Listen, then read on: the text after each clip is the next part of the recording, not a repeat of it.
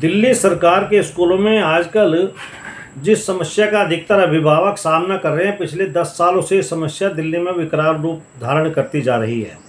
पिछली सरकार ने जाने अनजाने इस प्रकार के हालात पैदा कर दिए थे कि 9वीं में और 11वीं में जो बच्चा फेल होता था उसको स्कूल से बाहर निकाल दिया करते थे, या तो उसको वो राष्ट्रीय मुक्त विद्यालय में भेज देते या फिर ओपन से फॉर्म भरवा करके उनको अपने यहाँ पढ़ाया करते थे। कई प्रकार के ऑप्शन पिछली दिल्ली सरकार में थे, जिसके कारण बच्चे परेशान होते थे।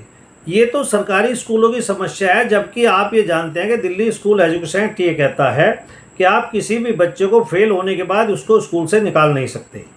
अगर सरकार के स्कूल भी इस प्रकार का रवैया अपना रहे हैं तो अब सरकार बदल गई है। मुझे लगता है कि अब जो स्कूल में बैठे हुए जो अधिकारी हैं उनको इसके ऊपर ध्यान देना पड़ेगा।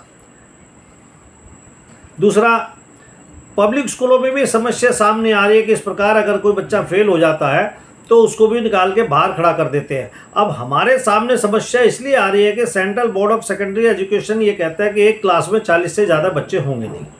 अब अगर एक स्कूल में 9th क्लास में 40 बच्चे और उसमें से मान लिया 2, 4 या 6 बच्चे फेल हो जाते हैं तो 8th क्लास से या 10th क्लास से उन स्कूलों में बच्चे 40 फिर पीछे से आ जाते हैं। तो अब वहाँ पर जो स्ट्रेंथ बढ़ जाती है, ये 40-42 से ऊपर हो जाती है, 45 हो जाती है, 50 हो जाती है, तो स्कूल के उन बच्चों को CBSE अपनी साइट पे एक्सेप्ट करने से मना कर देता है। तो ये भी एक बड़ा भारी संकट है। इसमें भी दिल्ली सरकार को ध्यान देना चाहिए कि इसका समाधान इस प्रकार से निकले कि अगर कोई फेल बच्चा हो जाता है तो उसको 40 के दायरे से बाहर रख कर के CBSE उन बच्चों को एक्सेप्ट करे, ताकि कोई भी बच्चा मेन स्ट्रीम से बाहर ना निकले। क्योंकि अगर बाहर निकल जाता मेन स्ट्रीम से तो फिर उस बच्चे की पढ़ाई बाधित होती है, फिर वो बच्चा किसी भी प्रकार से आगे पढ़ नहीं पाता। मैं RC Jain, Delhi state public school management association.